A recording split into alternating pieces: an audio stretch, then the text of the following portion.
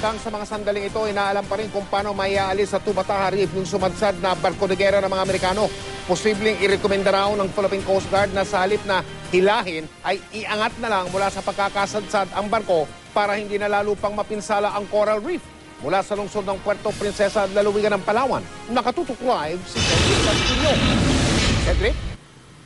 Yes, Mike, sa inilabas na statement, sinabi ng Tubataha Protected Area Management Board na dapat ay managot ang Amerika sa kanilang nasira at maging sa naging paglabag nito sa Republic Act 10067 na nagdedeklara na isang protected area ang Tubataha Reef. Samantala, matapos i-deploy mula rito sa Puerto Princesa kahapon ang isang grupo ng US Navy Assessment Team ay kinumpirma ng AFP Western Command na successful na nakasampa ang grupong ito sa USS Guardian kahapon. Pero dahil sa naging masama ang timpla ng dagat ay naudlot ang kanilang operasyon at dahil dito ay hanggang sa ngayon wala pa ring linaw kung kailan mayaalis at kung paano mayaalis ang USS Guardian sa pagkakasadsad sa Tubataha Reef.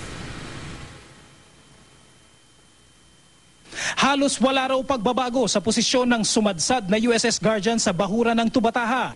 Masungit man daw ang lagay ng dagat. Nakasampa na raw sa USS Guardian ang assessment team na dineploy ng US Navy. Kahapon, they were able to come aboard yung US Navy assessment team. But they have to go back again kasi it's not yet safe to do the assessment. Nanindigan ang mga opisyal ng iba't ibang ahensya ng gobyerno na bahagi ng binuong Task Force Tubataha. Dapat prioridad na tutukan ang kondisyon ng reef at ipaubaya sa mga Amerikano ang sumadsad na barko. Nakahanda na raw ang Philippine Navy, Coast Guard at Tubataha Management Office para magsagawa ng sariling damage assessment sa Coral Reef. Tsume-tsempo lang daw ng magandang lagay ng dagat. Wala pa rin daw senyales ng oil leak pero ayon sa Coast Guard, mahalagang manatiling nakaimbak ang 15,000 gallons ng gasolina sa loob ng USS Guardian. Kaya nga hindi pa nila tinatanggal yung ibang item doon sa loob, especially yung fuel, yung water, para yung stability ma-maintain pa rin. Naniniwala rin ang Coast Guard na kakayanin ng hanggang 10 araw ang pag-aalis sa nakasadsad na barko kung makikisama ang dagat. Dahil posibleng gumagana pa raw ang makina ng USS Guardian, maaari raw irekomenda ng Coast Guard na iangat ang Navy vessel gamit ang isang crane mula sa mas malaking barko, ibalik sa malalim na bahagi ng dagat at saka hilahin. Parang pag nung mihilahan ng kotse, di ba, na nakaangat na ganyan, yung likod lang yung gulong. Eto naman, baka ganun din ang gawin nila habang ito papuntang shipyard.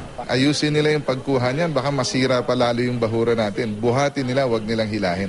Tiniyak din ng Task Force Tubataha na lahat ng kilos na gagawin ng Amerika para isalba ang kanilang barko ay ihihingi muna ng clearance sa gobyerno ng Pilipinas. Mike, matapos di umunoy naging maganda ang sitwasyon naman ng dagat sa lumipas sa maghapon sa may Tubataha Reef ay muling nakasampa ayon din sa Western Command itong assessment team ng US Navy sa USS Guardian ngayong araw. At samantala sinabi rin naman ng Coast Guard na natapos na rin ang initial underwater assessment ng US Navy pero ang detalye nito hanggang sa ngayon ay hindi pa rin daw maaaring isa publiko. Mike? Maraming salamat, Cedric Castillo.